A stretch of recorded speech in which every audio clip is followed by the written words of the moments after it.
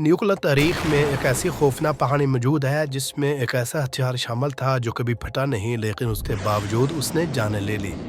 यह हथियार जो 14 पाउंड वजनी प्लूटोनियम कोर था, जिसे डायमंड कोर कहा जाता है।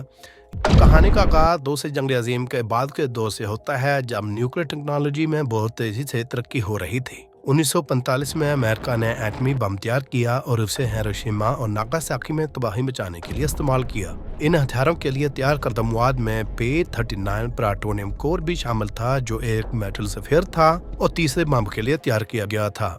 जंग के खात्मे के बाद डायमंड कोर को न्यू मैक्सिको लास अलमोस बाल्टी में साइंसी तजर्बात के लिए इस्तेमाल किया गया।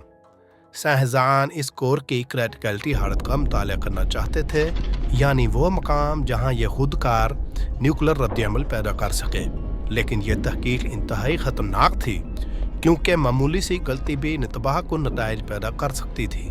21 अगस्त 1945 को एक हादसा पेश आया, जहाँ फिजिक्स के साइंसदान हैरी डगेलियन ने एक तजर्बे के दौरान हादसाती तौर पर टंगस्टन कार्बाइड ईंट को कोर पर गिरा दिया, जिसके नतीजे में न्यूट्रॉन शुआओं का खराज हुआ।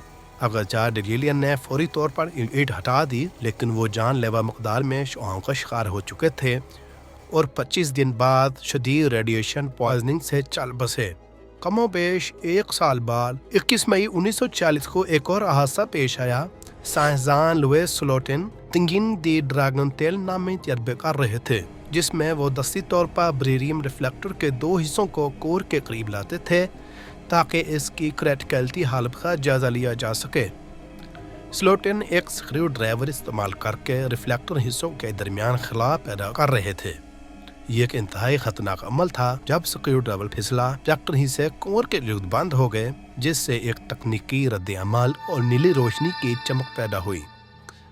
स्लोटन ने रिफ्लेक्टर को अलग कर दिया, अपने साथियों को शुआओं के असर से बचाया, लेकिन खुद मुहलक मकदार में रेडिएशन का शिकार हो गए और 9 दिन बाद वफात पा गए। डायमंड कोर एक सॉलिड सफेयर था जो प्लूटोनियम 239 और गैलियम के मरकब से बनाया गया था।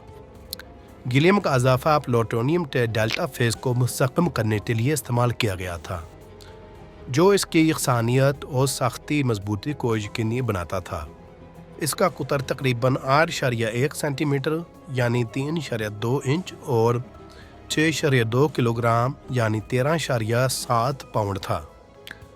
प्लूटोनियम 239 को उसकी फोसिल खसूसियत की वजह से मुंतखब किया गया, क्योंकि यह न्यूक्लियर चैन रिएक्शन को बरकरार रखने की सलाहियत रखता था। मजीद ये कि कोर में थोड़ी मकदार में गैलियम शामिल की गई ताकि प्लूटोनियम को टूटने वाले अल्फा मरहले में तब्दील होने से बचाया जा सके, जो उसकी फालियत को मुतासर कर सकता था।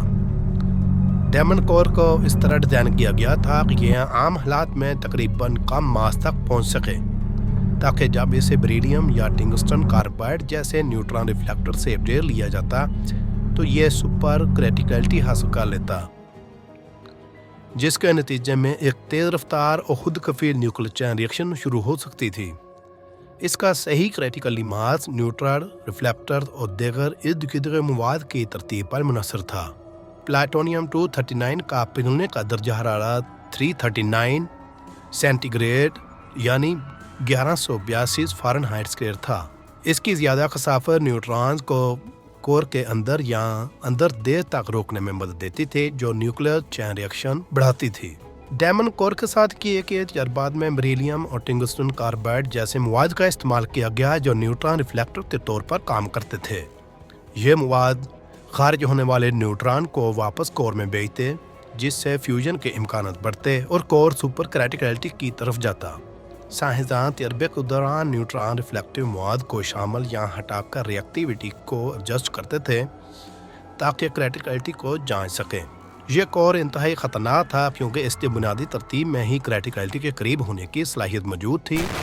रिफ्लेक्टर की मामूली सी गलत तरतीब या हादसाती तौर पर तब्दीली रिएक्टिविटी में अचानक इजाफे का सबब बन सकती थी, जो मुहलक रेडिएशन के अखराज का बायस बनती थी। इसलिए डायमंड कोर के साथ काम करते वक्त गैर मामूली एहतियात और हिफाजती इक़दाम की ज़रूरत थी। इन दो जानलेवा हादसों के बाद डायमंड कोर को हमेशा के लिए तजर्बाती इस्तेमाल से हटा दिया गया और 1940 में इसे पिघला कर अमेरिका के न्यूक्लियर ज़ख़ीरे में दोबारा शामिल कर दिया गया और इसकी ख़तरनाक मौजूदगी ख़त्म हो गई। ڈیمن کول کی کہانی نیوکلیر تحقیق کے ابتدائی دنوں کے خطرات کی ایک تلخ یاد دہانی ہے۔ یہ ان سائنسدانوں کی قربانیوں کو اجاگر کرتی ہے جنہوں نے انسانی علم کی حدود کو آگے بڑھانے کے لیے جان پر کھیلنے کا خطرہ مول لیا۔ اگرچہ یہ کور کبھی ہتھیار کے طور پر استعمال نہیں ہوا، لیکن اس کی میراث ایک سبق آمیز کہانی کے طور پر زندہ ہے جو نیوکلیر طاقت کے استعمال کی ذمہ داریوں اور خطرات کی نشاندہی کرتی ہے۔